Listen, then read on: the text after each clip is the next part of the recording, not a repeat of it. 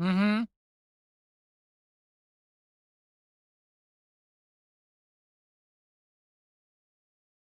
Okay, Mike. Welcome, everybody, to Triangle BNI. Today's show is brought to you by Oak City Tech.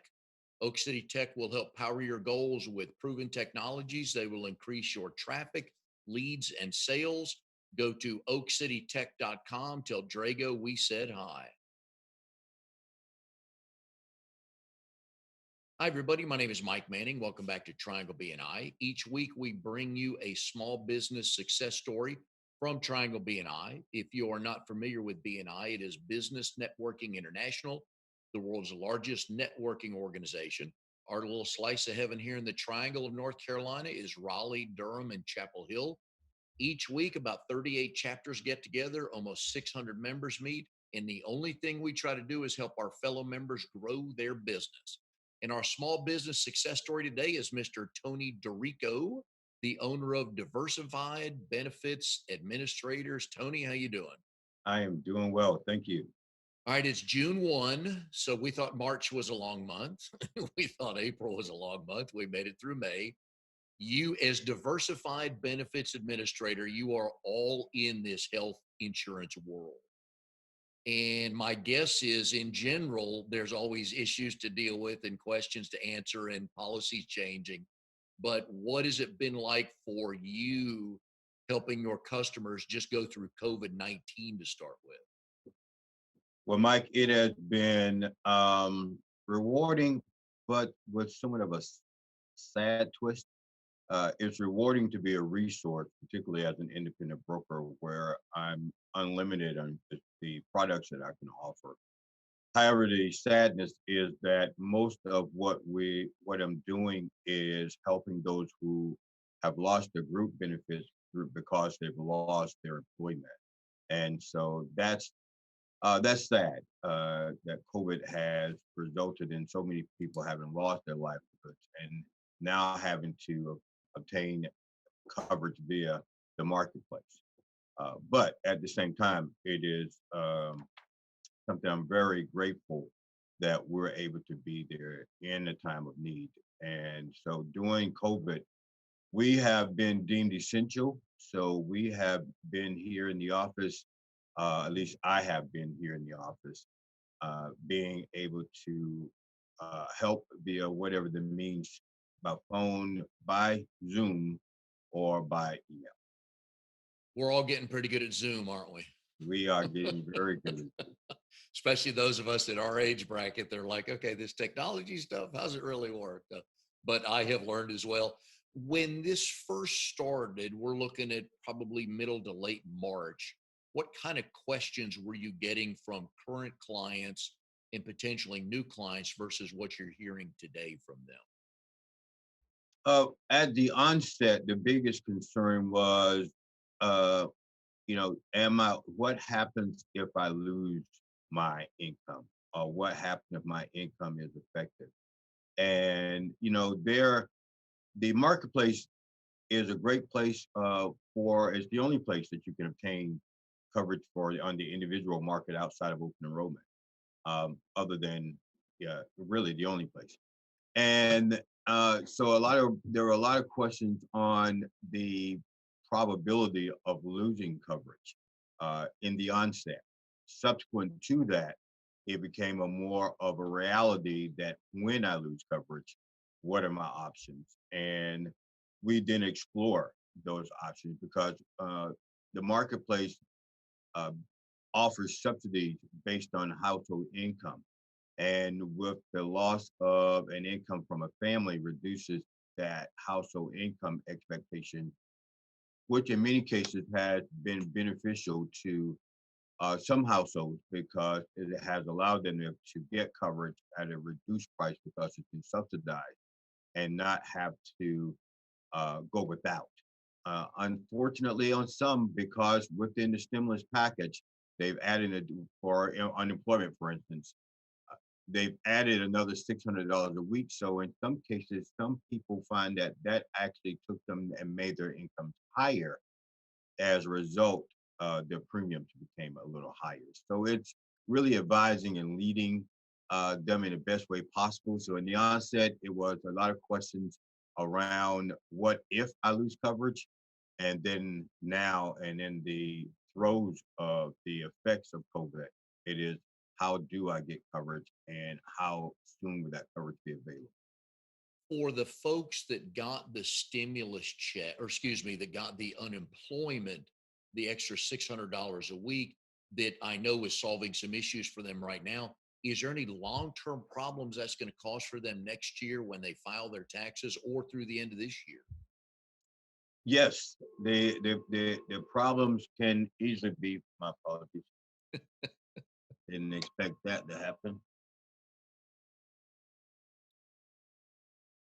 The problems can easily be the effect of the increase in income will also now affect that you base your income based upon a certain number. If that number exceeds what we initially apply when we apply for coverage, then you could and probably will owe funds back because the subsidy is based on income.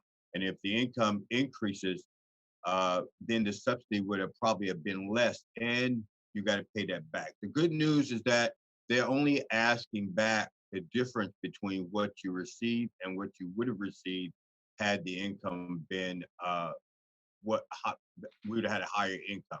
There's no interest and there's no penalty, and so that's a good thing in the sense that you're not going to compromise on coverage. And since most people don't know if they're going to be able to be called back to the current employer, or if that termination is permanent and they're going to obtain employment later on that may adjust their income, we can at that point, because that is a triggering event, that if once we see that that income is going to be higher, we can go in and make an adjustment on that application and then adjust the premiums so that we can minimize the impact at the end of the year when they file their taxes for and next year for 2020.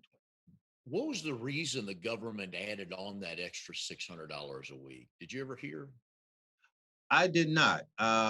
From what I understood, it was meant to adjust, be somewhat of a cost of living adjustment because the fact that the unemployment was state driven and I guess really big having an impact on that state's budget, that the federal government added an extra in there to make sure that there were no deficits in that income and versus the outgoing need of home, food, shelter, and clothing. Speculate. Does the math involve whether you are self-employed versus working for a Fortune 500 company, or is it all tied into your personal income? It is all tied into your household income. So, in the sense of a single male myself, I have a minimum right around 12.5 and a maximum of about 48.5. And as long as I put basically those numbers fall 100% of the FPL or federal poverty level up to 400% of the FPL. And if I'm in between those parameters, I can get my premium subsidized depending on where I fall in there. I may also qualify for what we call a CSR, cost share reduction. What that does is that takes a deductible and co-insurance, and it also minimizes them for the consumer as well. Again, it's on household income. So in that particular instance, it was regarding me being a single male. But if you are a married family or you have kids, and you claim those kids on your income on your taxes, now your household increases.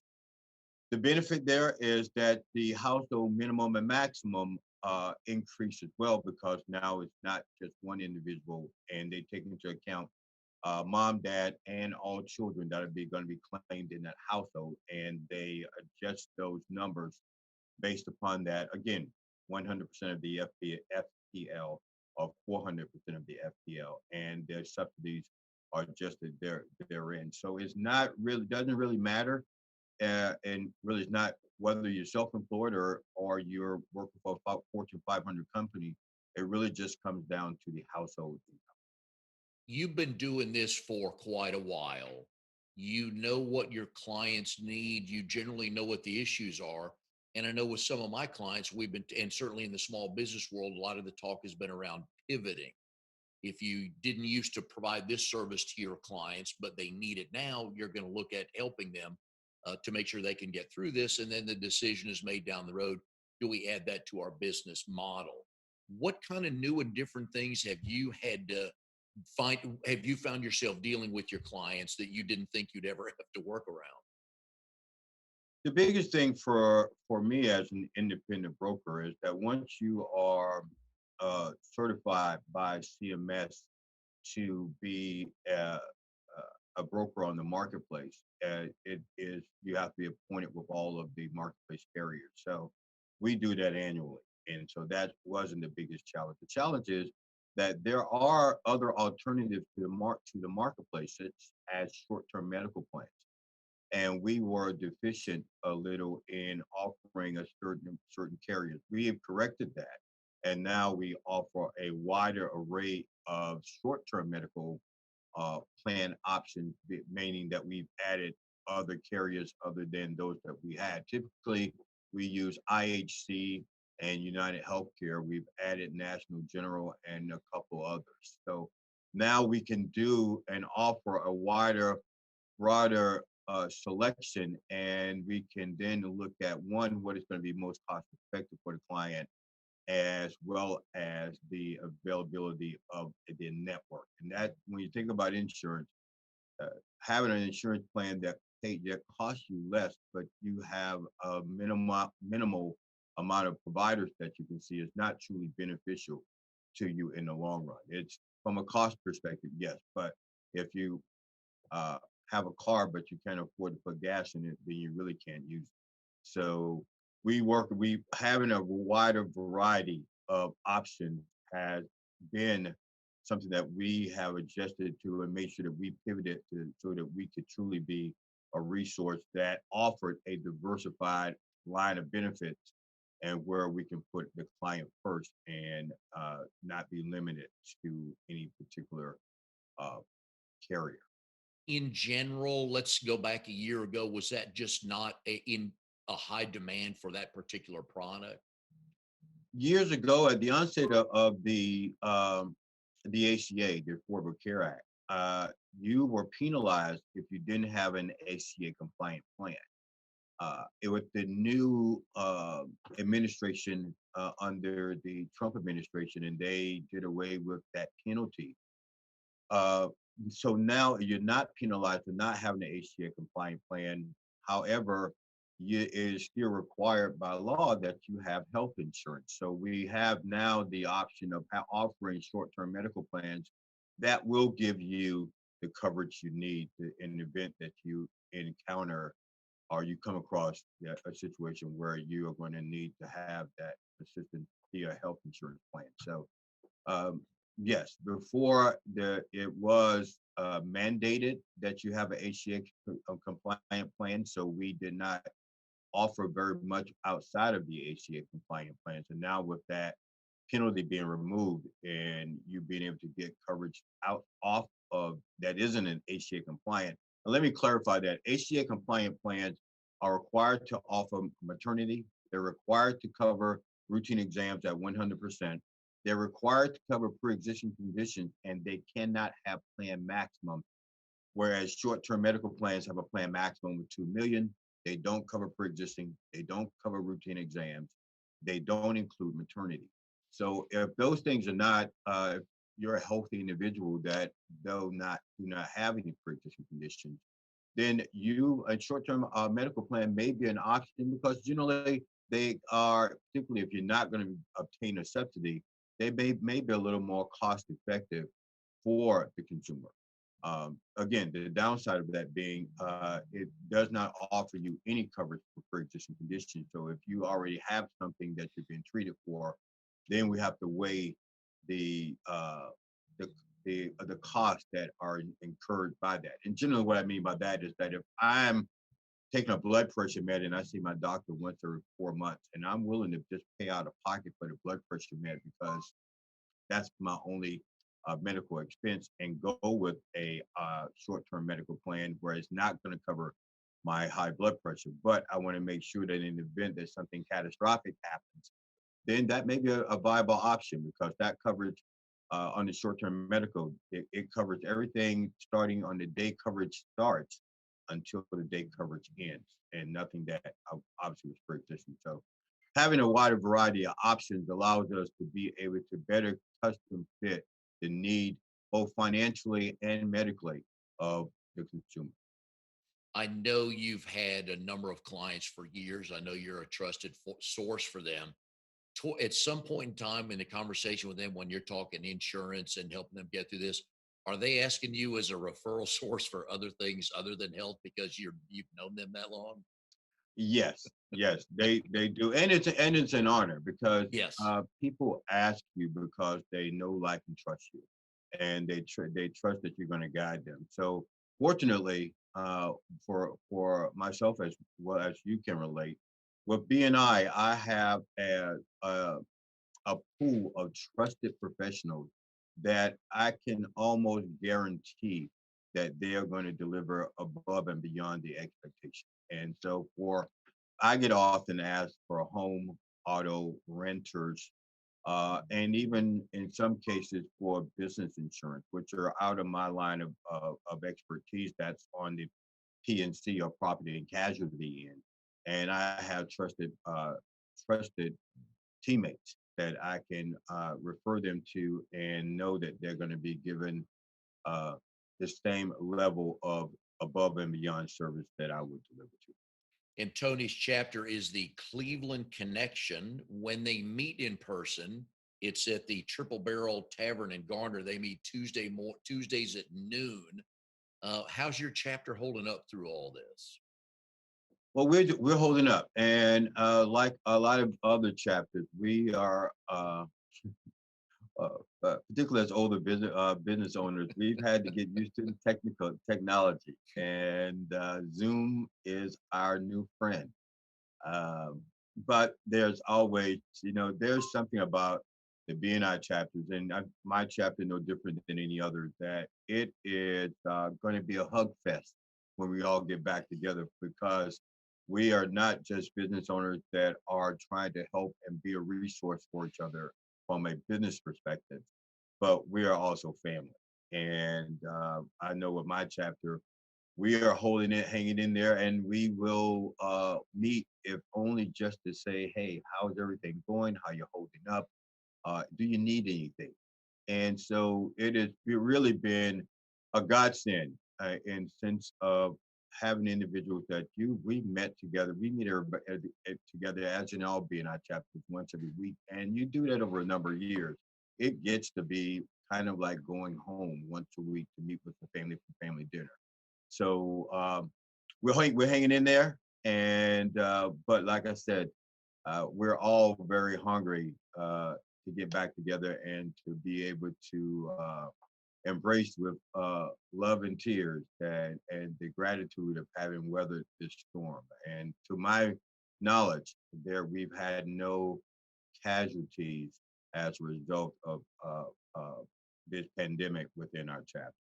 And like your chapter, my chapter meets at noon in a restaurant. And Yes. then that could bring other issues. They may say, BNI may say, yes, everybody can go back to meet, but the particular restaurant may say, yeah, but we can't hold a room. We can't hold 30 people in a room, issues like that that we'll have to deal with. In my chapter, actually, we were jokingly about 2 weeks ago trying to figure out who had the biggest cul-de-sac nearest their house. And we'd all bring a chair and just sit 6 feet apart in a big old circle and have a meeting. We got good weather for it, so I know. that really may not be a bad idea. Truly, we can at least kind of Yep. reach out and mimic the hugs. But like you said, just to see everybody in person is going to be a big deal. No. Do you remember the very first chapter you ever visited first of all, how did you literally hear about BNI the first time? Whenever, wherever. When as a new entrepreneur, I was starting my business and realized that I needed guidance. So Bill Davis was referred to me as a business coach, and he invited me to a BNI chapter. At that time, it was the Garner Go Givers that was meeting at the chamber in Garner, and I went out and loved the concept.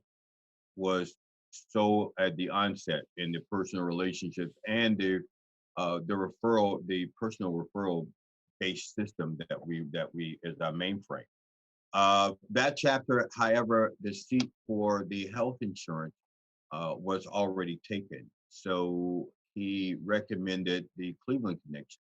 And I reached out to, at that point, was Ed Lee was the president.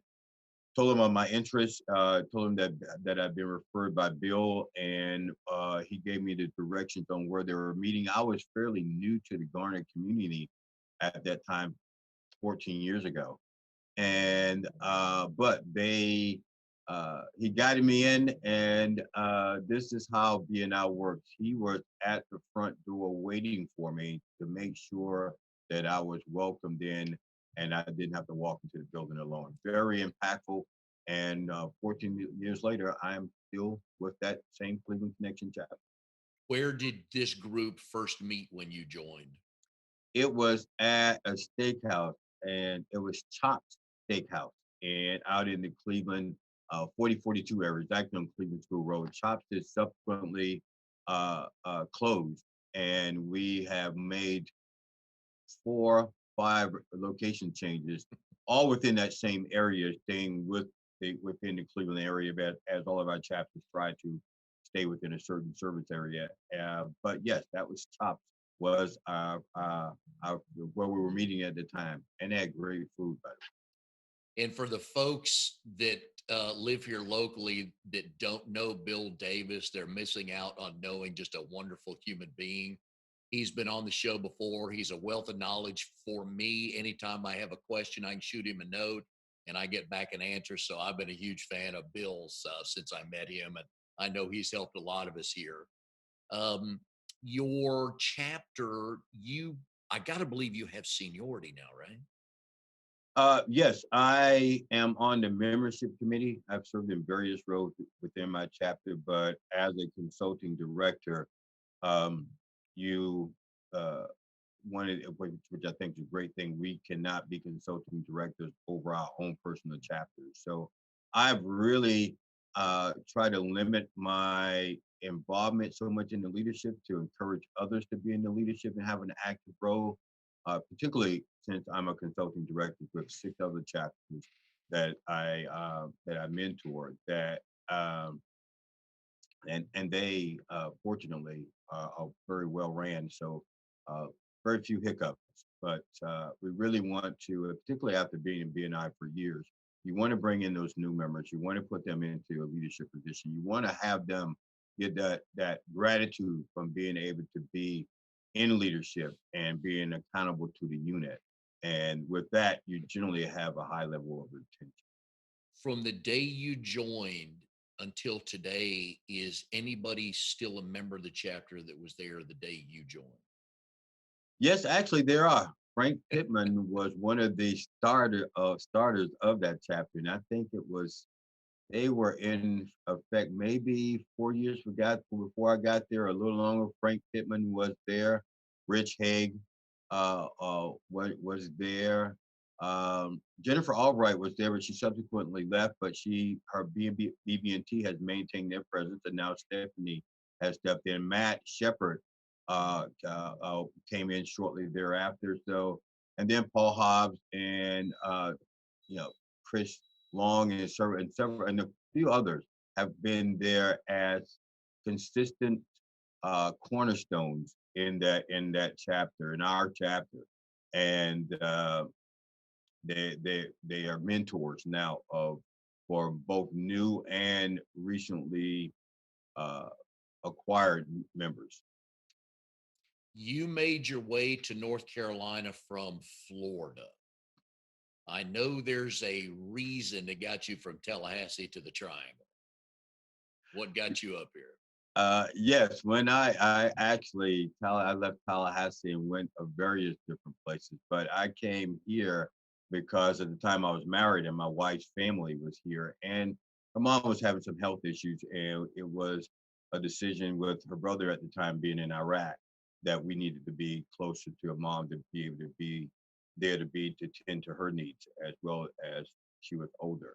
Um, so unfortunately, the marriage didn't work, and after being divorced, I'd already started my company here, and so I made Raleigh home. Um, and to God, with God's blessing, I have been here now in business for 14 years, being in the insurance industry for right about 32, 33 years. So we're still at it, and we've gone from the corporate to being able to be a small business owner and bringing those corporate teachings and trainings and experience to the private sector. I know before I joined BNI, I had heard independent insurance agent title before, but I kind of knew what it meant, but not totally. But once I got into BNI and I understood the depth that of of prep plans and resources you can offer a client versus somebody that works for strictly a logo, nothing against them. But man, you can literally call anybody, can't you? Literally, I can as a independent broker, I work for the client and not the insurance carrier. Generally, your agents are going to work for the carrier, basically meaning that they generally represent one carrier, and that is what they will offer you. As a broker, it allows me to truly be able to do what's best for the client and not the insurance carrier. It's required that I go through the same appointment, particularly now that the under 65 market and the over 65, the Medicare market, are now are now governed by CMS, the Center for Medicare and Medicaid Services. I have to be certified by them, and then for each carrier that you represent, say on the Medicare side, I have to be certified for each of their product lines. So we're coming up to that point where we're all going to be going through recertifications in preparation for open enrollment. And so uh, it can be a bit tedious, and it can be there's a lot asked because if I want to, and I will, offer Medicare products, for instance, I've got to now be certified for the Medicare products that Blue Cross offers, Aetna offers, Humana offers, United Healthcare offers, and any other carrier that I'm going to maintain those appointments. And that means study, study, study, and then test, test, test. And come October, we'll be equipped then to move forward and start those enrollments for 2021. Would you and your parents both agree that you are and have been a good test taker? No.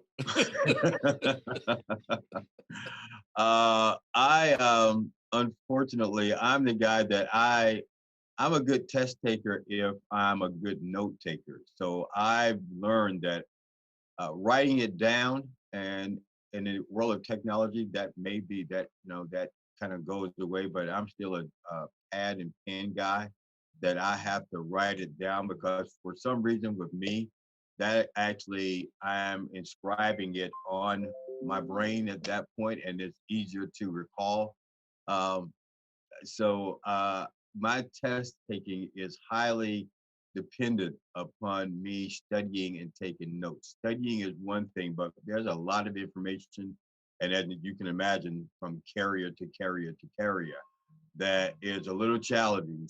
So we have to do our best to make sure that at least I do, to make sure that I write that information down, and it helps because once we've got it, I do a lot of workshops and lunch and learns, and it requires me to know that information. And after after a while, any changes you're easily adapt to because the foundational skeletal model you're very familiar with, and so it's a matter of then making uh, any architectural changes that you need to make. How many letters do you have after your last name with all these certifications you have? Well, actually, none. I have a whole bunch of certifications. I have a wall in our waiting area of all the various carriers and certifications. But as far as the CLU certified life underwriters, CHU certified health underwriters, I have really, because of the maintaining of certification, not sought after any of those titles. My titles that generally came from years of working in the industry and maintaining those various different types of certifications. About a month ago, we moved this show from in the studio to Zoom. And the past few guests I've had on, we talked with them from their house. You're one of the few people in an office. What's the coolest thing you got hanging on the wall or sitting on a shelf or a desk in your office? Well, the coolest thing for me on my behind me, you'll see my I started my career out in and after leaving college, what you do when you study physics, you become a police officer. Says no one but me. So my back there, you see my graduation from the police academy to my greatest role. Well, of the awards and certifications, there are two that are probably the most important to me, and that is a recent picture of my two sons and my soon-to-be daughter-in-law, and the constant reminder of a woman who has shared so much love and guidance and helped me to mature even more in my latter years. God took her away about 3 years ago, but you probably, if you're on my Facebook page, you've seen me and Mama Kitty at her hair, so taking her for a hair appointment, so for us going out for rides. And that picture constantly reminds me of why it is important to love and take care of people. So those are probably my two. The awards, the accolades are very well received, but I'm a family guy, and there's nothing that motivates me more than making sure that I continue to try and lead in a way that's worthy of imitation. I love the family pictures. We are here with Tony DeRico, the owner of Diversified Benefits Administrators. He handles any question you might have with regards to health insurance, health coverage, COVID 19, employment, unemployment. So we wish you would go to diversifiedbenefitshq.com, or his number shows up on the screen here. So please give him a call. All right, Tony, you got two sons. Which one is the most like you, and is that good or bad? Um, they have split my DNA. My oldest has my temperament, which is probably not that good. Uh, if I could have changed anything in my youth, if I could go back and tell that young man something, it was like, calm down, you know. My youngest is he's probably as frugal or more frugal than I am. He can make a quarter that eagle on a quarter squeal. He holds it so tight. So they are both split in in my DNA. I'm very proud of both of them. They are both have done uh, great things and have done a great job at growing up and becoming men that have great ethics and a true devotion to family. And if those are the two things that uh, I can cherish as my own, then I will claim them. They've done that. So yes, they good and bad. My good and bad on both accords. My oldest is he throws caution to the wind and goes straight ahead with sometimes not the best planning. And as I have been guilty of doing in my youth, and learned that you must have a roadmap or you will get lost. My youngest, he is the positive is that he's learned early on that even at the age now, he'll be turning 28. He manages his own financial portfolio, and that's just how determined he is at making sure that he plans for it. Is your youngest son's one of those type of people that still has their third grade lunch money? Yes, and and he won't won't loan it to anybody, not even his old man. Oh man. Okay. Well, you better make sure your money's in order then as you get older, right? You are from Tallahassee, a legendary sports high school there, Leon High School in Tallahassee. Many a football player have come out of there. You went to FAMU, legendary, legendary school. Why FAMU over Florida State or any other school around there? Well, my family has a legacy with Florida A&M University, FAMU. My aunt was a biology major. My cousin was a chemistry major, and then I followed all in the School of Science and Industry and Physics. And so it was not. It wasn't. Whether or not I was going to FAMU was not optional within my family. Uh, fortunately, having physics as a major, and that we were still building that department at that time, it also afforded me the opportunity because I had to also be a student at Florida State. So I still cherish them both as alma maters. And so I am a Rattler with a Seminole tomahawk. So it was not optional, but for Florida A&M. And I don't think necessarily not optional because of the legacy that was before me. But growing up in Tallahassee as a African American, that Florida A&M being one of the historical Black universities, historical Black colleges, it was an honor to be able to continue in that tradition. Did you enjoy? First of all, did you live on campus at college? Nope. My Since I was local, and my mother was very sheltering. My first year, she wanted to make sure I got my legs under me, so I stayed at home my first year. And then subsequent to that, rather than live in the dorms, I got my first apartment and left home and haven't been back since, other than to visit. Your freshman year living at home, did you still have the high school rules and curfews? She tried to employ those, but she also gave me some latitude. As rebellious as a freshman would be, rebelled, and but to my to my appreciation now, it was good to have that little bit of still having the leash on before allowing me to roam uncontrollably, because it probably would have gotten me into a lot more trouble than it did having those curfews. What was the coolest thing about going to college there that you did not anticipate? The pride. Florida A&M has a uh, whether you go there for a year or you get your degree from there, you are a Rattler for life, and looked upon no less, depending on whether it was an associate, a bachelor's, or master's, or your PhD.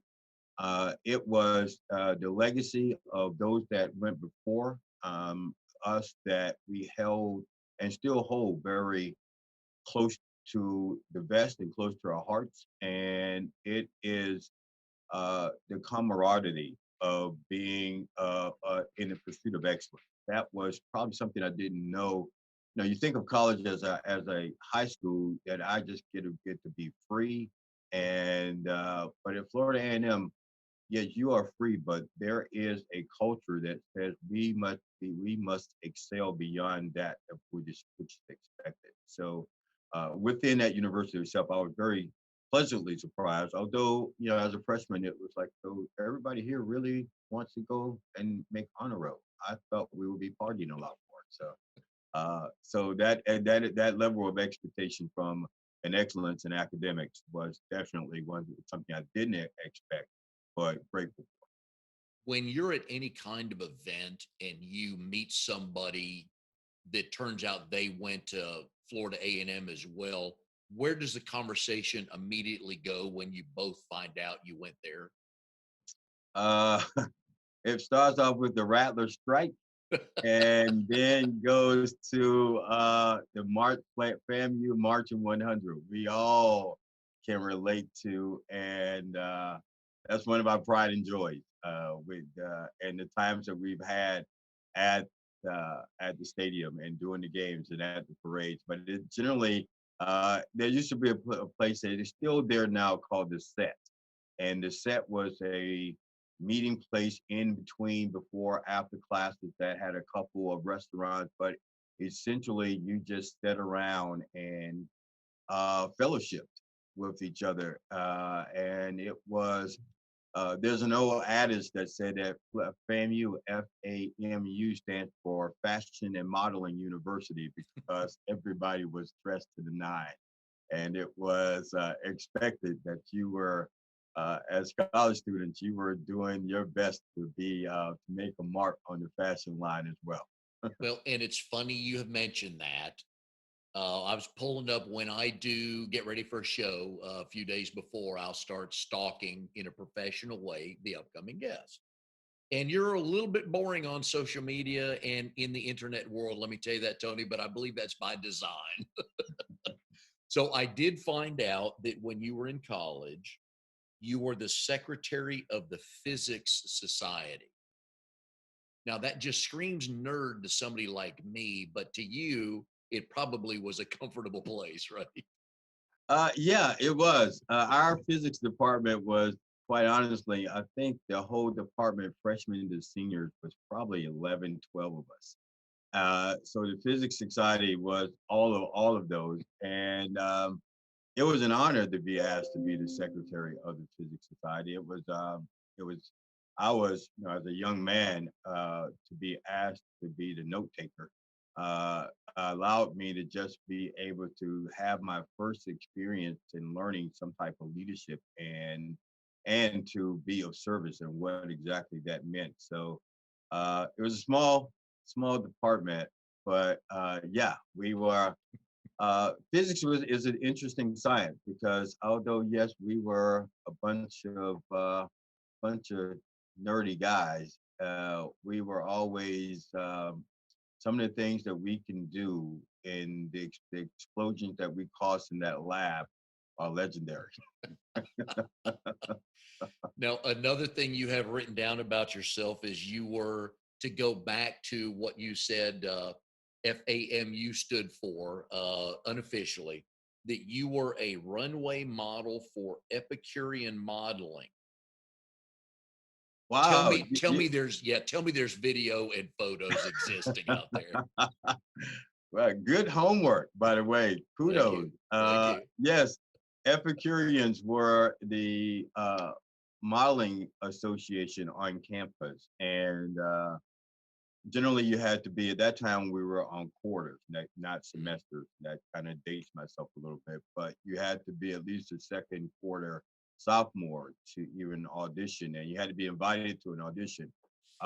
Fortunately, I got that invitation as a freshman in my third quarter as a freshman, my second quarter actually as a freshman, and started my third quarter as a freshman. And we did runway for different events for the university president or different fraternities or for some of the department stores at that time that would do fashion shows and have a runway. And our organization would be called upon to supply the models for that runway modeling. So yes, I in the in the stripe of Florida of Fashion and Modeling University, I broke my teeth in the learning to be in front of the public on a runway. So was it just you wanted to show off in cool clothes? There was money involved, or just a great way to meet girls? Uh, it was the greatest way to meet girls. Uh, so it was a cool thing to do, and but yeah, it was. I've always been a little bit of a person that loved to dress up. So having that and the ability to be a campus local celebrity had its benefits in the dating world. So that was an elite group then, right? Yes, it was. It was a very elite group. There were it was by appointment only, by invitation only. So it was based upon what someone else had saw of that individual on campus that invited them to come and audition. And then of those who auditioned, you went back as a group and decided who and made and voted who would be brought into the family. If you think Tony's just a one trick pony in the business world, folks, you are sadly mistaken. His other passion, along with making sure everybody's got health insurance and medical coverage and everything, because I know he's been chasing that for a long time, as he said, and he's always wanted to make sure everybody's covered and however he can help them. But the other thing he does is he owns strategic tactics of protection. You teach firearms and personal defense. Love that you do that. There's all kind. That's a whole nother podcast on that in general, whether you're for or against it, stuff like that. And but what I want to get into here is just what got you, and obviously being a police officer, I know firearms and everything you're comfortable around. But what got you to start this to help other people? I was actually approached by some local law enforcement officers that had asked and encouraged me to take that law enforcement experience and be able to bring that to the public sector, and from a standpoint of being able to truly help them understand the importance of knowing the legalities of not only being a handgun owner, but how to properly use that. And so 5 years ago, I started up Strategic Tactics of Protection, AKA STOP, and with the mindset of just offering some uh, I have two sisters. I'm the oldest of three, and so I've always been that protector, whether I wanted to be or not, for my sisters. And subsequent to uh, the untimely death of my father through homicide, I wanted to make. I was raised by women, and so I've always had a quest to make sure that they were protected. So starting this company up was what was for me a means of being able to help them to learn to protect themselves, to learn to be to identify the possibilities of danger before they occurred. And then with the becoming a firearms instructor, I love teaching, and this is something that I'm a firearm enthusiast.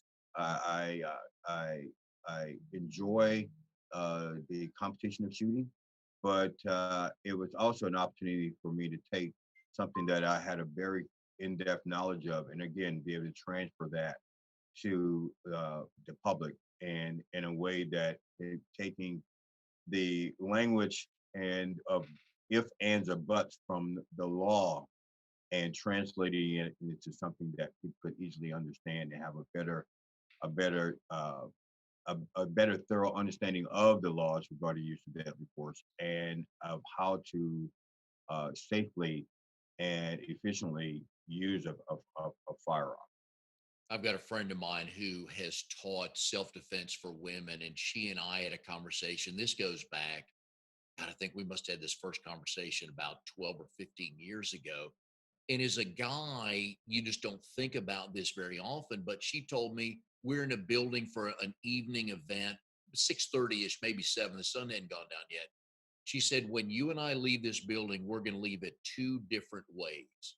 She said, I've got my keys in my hand. I'm looking around. I'm aware of everything.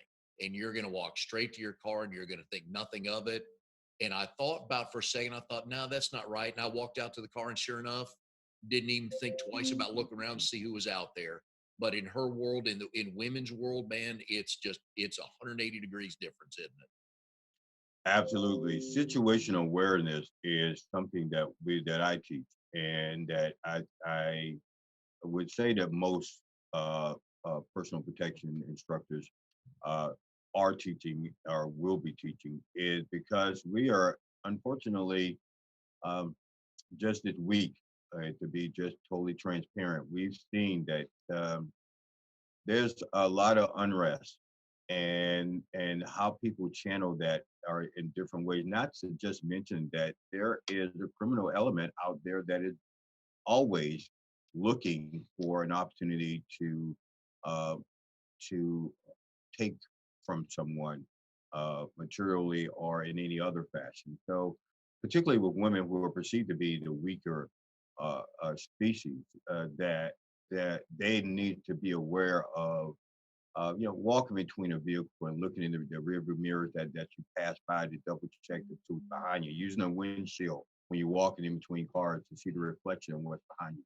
In the world that we live in, pretend like you're taking a selfie and take a look at what's behind you, around you, that and not being so very obvious. But it really is about practicing some very simple fundamentals that make sure that you're putting yourself in the best situation to get yourself safely to and from your desired destination. So, and we have to also be also aware that there will come times when you may have to come up against an attacker, and that is when it becomes critical, and training becomes critical on how to uh, render that person incapable of continuing in their actions against you and allowing you to get to safety. So there are various parts in that process, but yes, you're right. It is unfortunately getting on average here in North Carolina in Wake County, we're averaging somewhere like 42 people a day moving just into Wake County. And I can guarantee you all 42 are not God-fearing Christians. There are some knuckleheads that are coming in there as well. So we just, with the growth of the city, it's also a growth in the criminal element, and we must prepare for that. If you want more information on that, folks, you can go to stophq.com, get some more information on the classes Tony offers and some tips like that. For the folks who come to you for the first time, whether they've shot a gun or not, whether they've taken any kind of self defense, I guess mainly the women on this, what's the thing that you've seen them learn the most about themselves as they've gone through your course? The thing that particularly with women that seem to be surprising to them is that they can be taught uh, to accurately fire a handgun and not fear it. Most women have a fear, and that first shot, you can see that they will be sweaty palmed, shaking, nervous. But by that 10th shot, they've settled in, and by the time we're done and they've completed their certification, sometimes it's like, well, can we do this again? It's like, well, I have other students behind you, but we can set up some more time, and we do one-on-one training to where we go over just the basics and help you to become a better shooter, not just from a concealed carry standpoint, but if you're just wanting to become better familiar and increase the accuracy and confidence of using a handgun, then we do those on a one-to-one basis because everybody comes at a different level of comprehension and different level of comfortableness. And so we try to meet you at that level and then take you to where you desire to be in your confidence and knowledge. Have you had former students come back and tell you that they did actually have to fire their gun in self defense? To date, no. And to be quite honest with you, it's my prayer that I never will.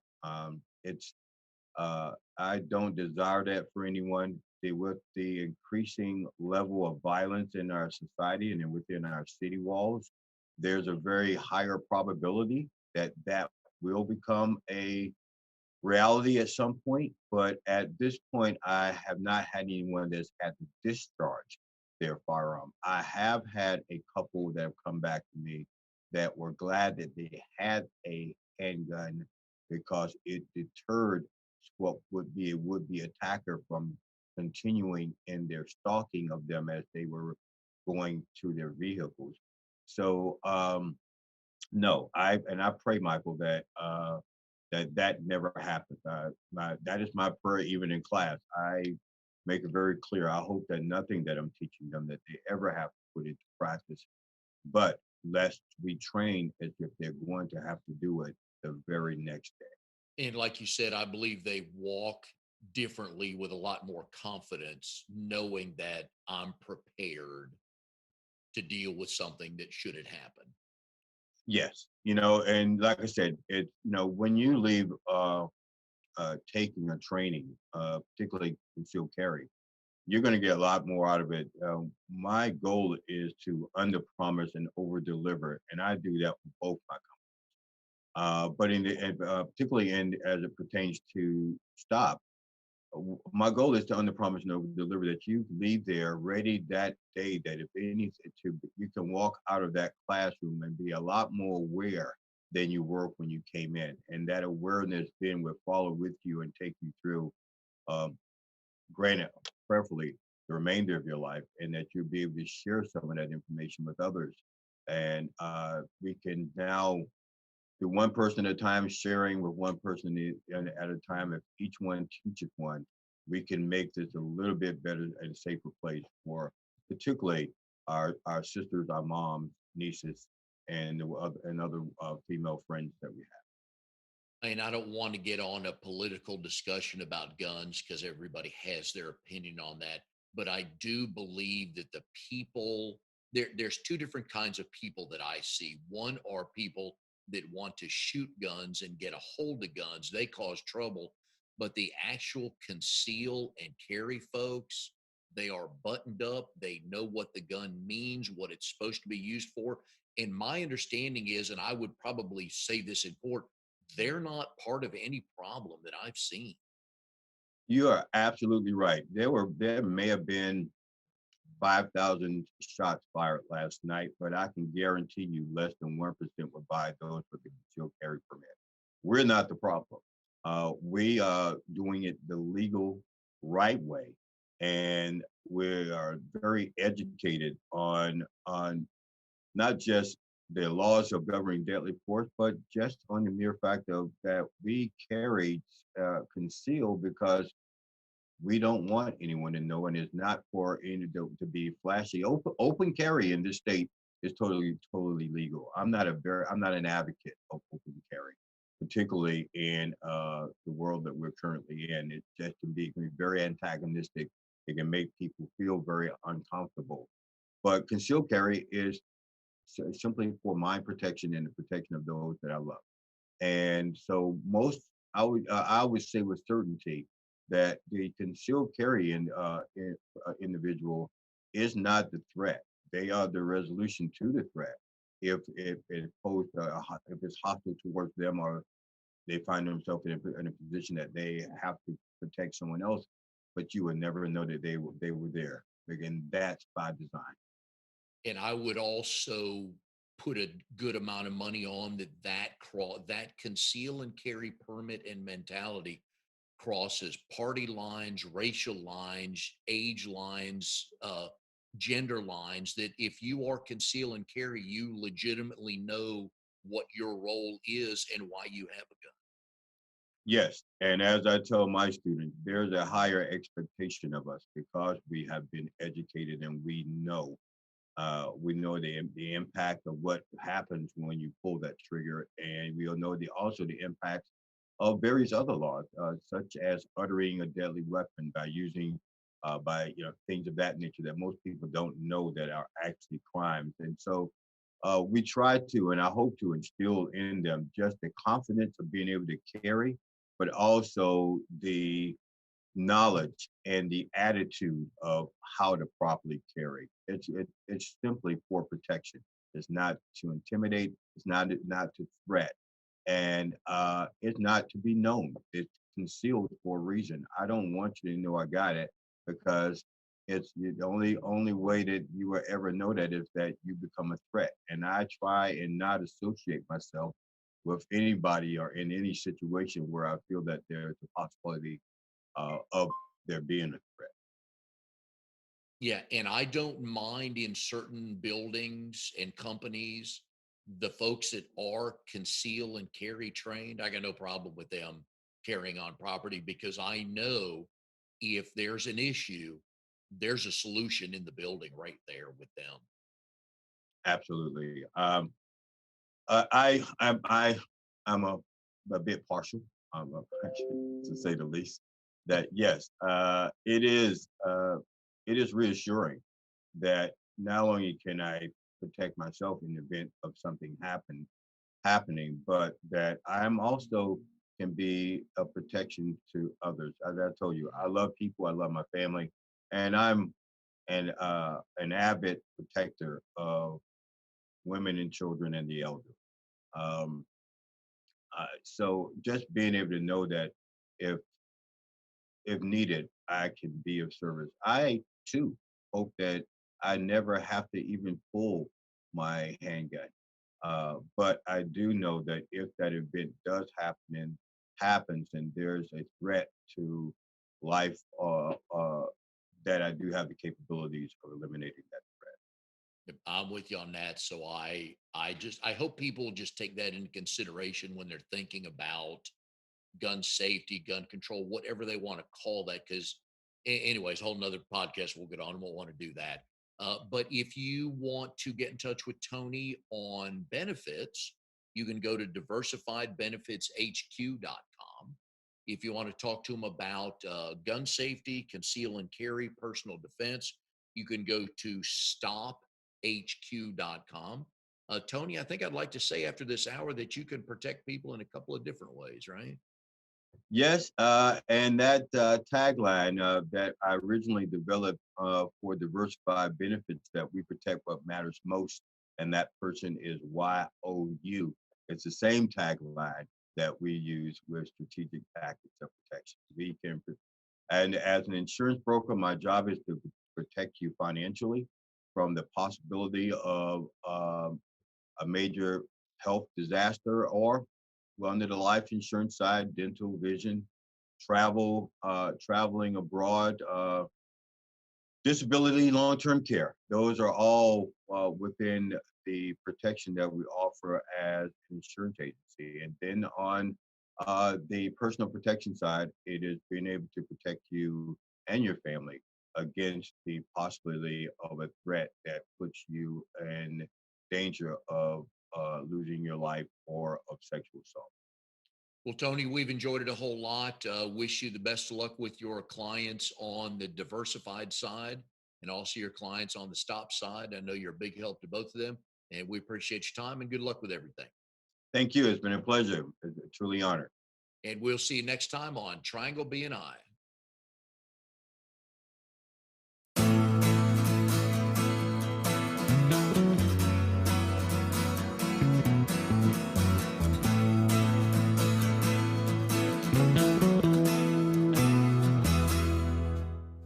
You are tuned to the Nissan Communications Network. If you tuned in too late, you can always watch each program in its entirety or download an MP3 audio file of it in the archives section at nissancommunications.com.